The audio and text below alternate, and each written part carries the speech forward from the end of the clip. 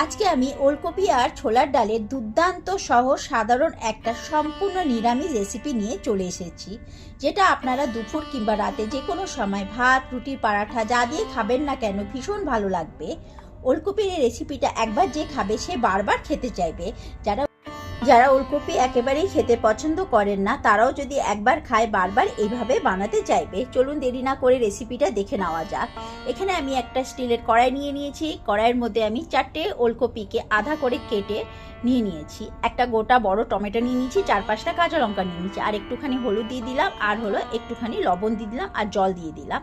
এবারে এতটাই জল দিতে হবে যাতে ওলকপিটা আধা ডুবে যায়। এবারে গ্যাসটা জ্বালিয়ে কড়াইটা বসিয়ে দিলাম, ভালো করে খুন্তি দিয়ে নেড়ে দিলাম যাতে লবণটা হলুদটা ভালো করে মিশে যায়। একটা ঢাকনা লাগিয়ে দিলাম। এই সময় আমি মিডিয়াম ফ্লেমে গ্যাসটা রেখেছি। আর আমি এখানে ছোলার ডাল নিয়ে নিয়েছি। ছোলার ডালটাকে ভালো করে ধুয়ে 2 ঘন্টার জন্য ভিজাতে রেখে দিলাম। আপনারা চাইলে মটর ডালও ব্যবহার করতে পারেন। তো এই রান্নাটায় আমার ছোলার ডাল লাগছে, তো ছোলার ডাল কিংবা মটর ডাল যে কোনো ডাল হলেই হবে। এদিকে আমার ওলকপিটা আধা সেদ্ধ হয়ে গেছে। আমি এবারে হলো গ্যাসটা বন্ধ করে একটা প্লেটের মধ্যে ওলকপিটা তুলে নিচ্ছি। এদিকে আর একটা প্লেটে আমি টমেটোটা সেদ্ধ হয়ে গেছে, টমেটোটা তুলে নিলাম, আর 4-5টা কাঁচা লঙ্কা সেদ্ধ করতে দিয়েছিলাম, সেই কাঁচা লঙ্কাটাও সেদ্ধ হয়ে গেছে, ওটাও তুলে নিলাম। দেখুন এবারে আমি ওলকপিগুলোর খোসাগুলোকে সুন্দর করে ছাড়িয়ে নেব। যেহেতু আমি সেদ্ধ করে নিলাম সেই জন্য খোসাগুলো ছাড়াতে একটু অসুবিধা হচ্ছে না, খুব সুন্দরভাবে খোসাগুলো ছেড়ে যাচ্ছে।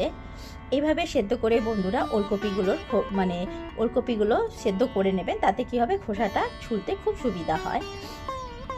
নুন হলুদ দিয়ে সেদ্ধ করেছি, তাতে কি হয় ওলকপিটা খেতেও বেশ লাগে।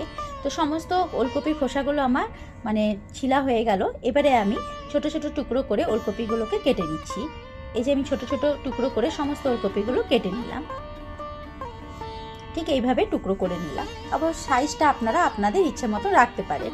একটা আলু নিয়ে নিচ্ছি। আলুটা অপশনাল, আপনাদের ইচ্ছে হলে দেবেন, নালে দেবেন না। এখানে আলুটাকেও সেম আমি ছোট ছোট টুকরো করে কেটে নিলাম। আলুটাকে আমি ধুয়ে খোসা ছাড়িয়ে নিয়েছিলাম। এই দেখুন আলুটাও সুন্দরভাবে টুকরো করে নিয়েছি, কেটে নিয়েছি আর কি ধুয়ে। এদিকে একটা মিক্সির জার নিয়ে নিলাম। মিক্সির জারের মধ্যে আমি সেদ্ধ করা টমেটোর ওপরে যে খোসাটা থাকে সেই খোসাটা আমি ফেলে দিচ্ছি।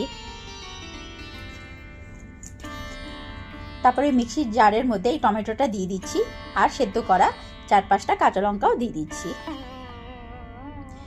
এই রেসিপিটা করতে খুব একটা মশলা